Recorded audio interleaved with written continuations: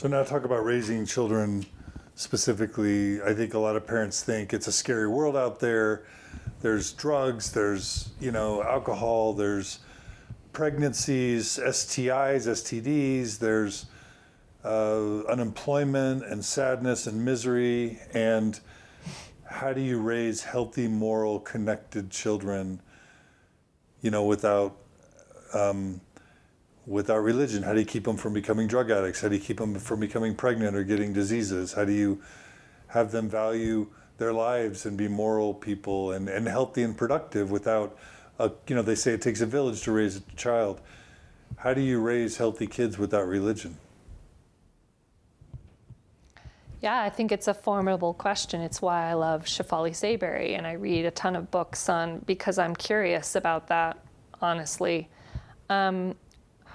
What I would tell you is I feel like connection's the answer, as well as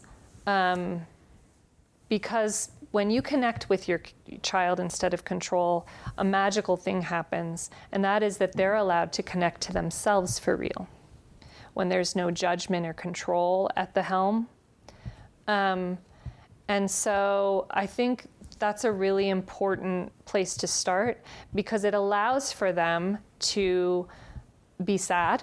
It allows for them to be angry. It allows for them to make mistakes. And you'll actually have that information, as opposed to if they fear you or if they are ashamed.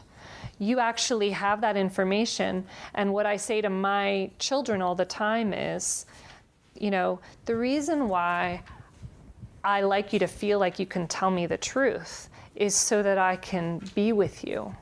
If I don't have that information of what you're struggling with or what you've done, then you're alone in that. You're alone, you're by yourself, and I would love to just be there with you so you're not alone, and so that you don't have to hold it alone.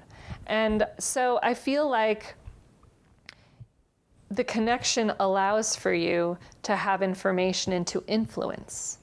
And that's what you lose when your children are feeling like they have to obey you or please you or work for your love. And I think that's a pretty great place to start. I would add a lot of great family culture in there. Choose a family culture, adopt practices, talk about and let them share in creating that for them. We actually, for a lot of Sundays, for a lot of times when various kids were going to church and others, we would have conversations about what a Sunday should look like, the different components. And some it would be church, but we would also create things for our family, whether it was a family dinner or a hike after church. But there were things that we were able to, and I think that's a great way to go, What else would I say with regard to that? Yeah, I think a village is important on some level. I've found that we've been able to create a bit of a village with our kids through some families in town, and at different times. But the wrong village is awful. A shaming village, a judgmental village, or a village that doesn't reflect your values, I could do without. So I'd rather have less and have greater integrity than have more and feel like I'm always trying to counteract, all the different elements. And so, but this really goes back to the paradigm shift of the no deficit paradigm. I don't view my children as being untrustworthy. I don't view them as lacking goodness. I view them as that is their inherent way of being. They want to be good. They want to love well. They want to be good to other people. And so then it's my job to support that and try and create an environment where they're able to do that and able to. And I would just say, in addition to that, it also has to do with having them feel like they have things they love in their life. That's something I feel like we work hard to do, is try to have them, as they're connecting with themselves, what do you love? What makes you really feel alive? Let's try a bunch of things. And the journey is in the trying. Don't feel like you have to glom onto any one thing. this is like books and books are written about this type of thing, but I think it really starts with connection and creating, a positive, unconditional love paradigm for your kids to thrive. And make no mistake, unconditional love doesn't mean no boundaries. It doesn't mean the house is a mess and no one does anything. I definitely feel like there is a structure to our home, and we still value things like responsibility or work or different things like that. So, what if your kids become alcoholics or drug addicts or prostitutes or get pregnant? What if?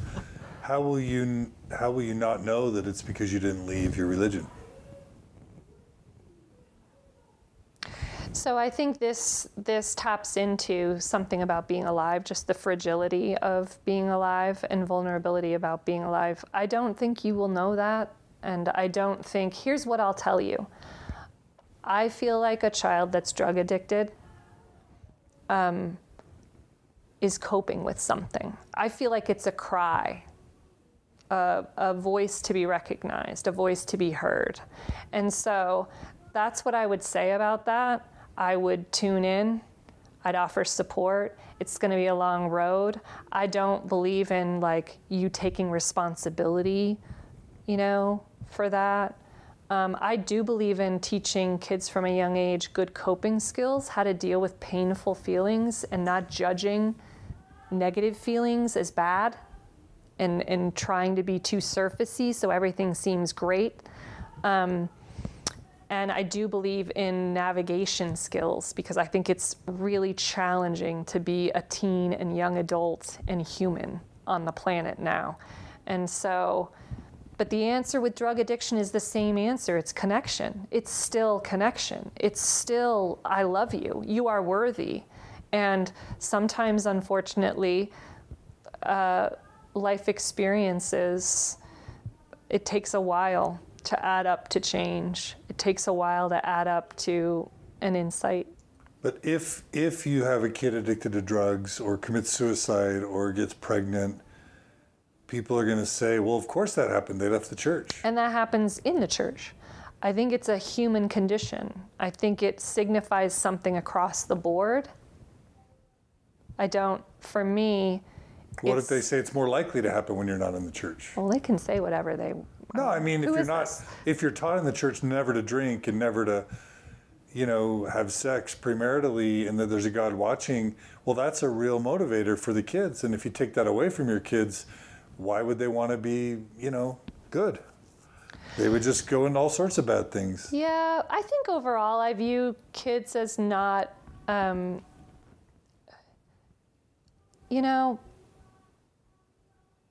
don't think there's any way to live without suffering and to make this pretty perfect package around parenting.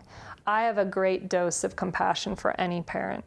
And I have, in my own family, we have had drug addiction, and it is no picnic. In the church?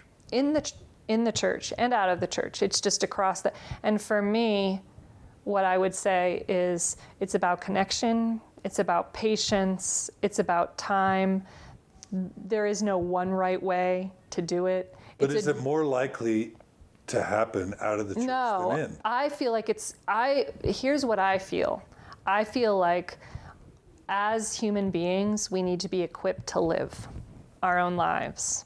And what that means is making choices, being in touch with ourselves and what makes us happy. If our kids grow up being in touch with what they love and what they don't love, and they feel empowered to build a life they want, they're way less likely to be drug addicted than if they're shamed, if they're criticized, if they're said, here is the one way, and you don't fit the mold, and it's gonna feel like this if you don't fit the mold, and by the way, we only love you under these conditions. That, to me, feels like that is way more risky. I would definitely choose the connected, honest, I'm able to influence And it's still difficult, but I have an authentic human in front of me that feels safe to confide in me.